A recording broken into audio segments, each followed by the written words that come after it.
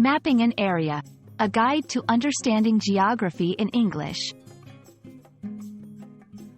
Hello everyone, welcome to our English language learning series.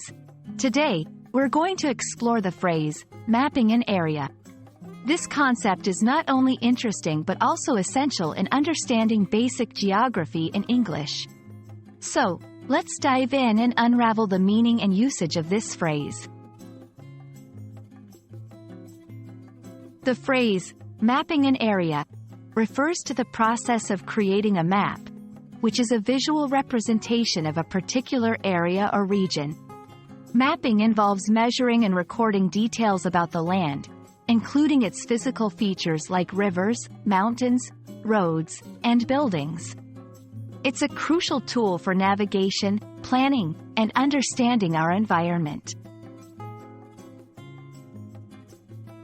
Maps are incredibly useful in our daily lives. They help us navigate from one place to another, understand the geography of different regions, and plan trips or activities. Maps also play a critical role in various fields such as urban planning, environmental conservation, and even in emergency responses. Creating a map is a detailed process.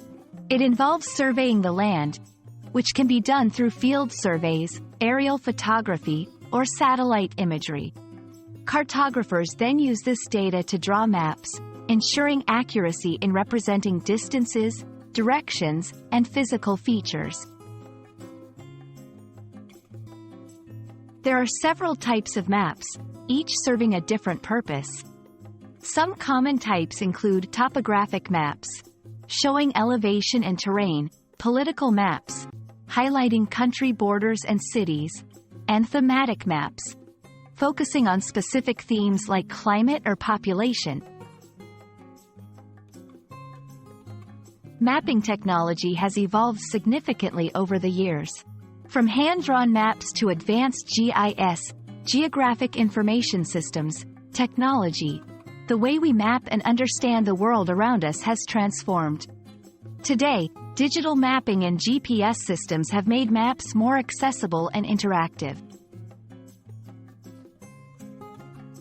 That's all for our exploration of mapping an area. I hope this video has been informative and helps you better understand this fascinating aspect of geography in English. Stay curious and happy learning. See you in our next video.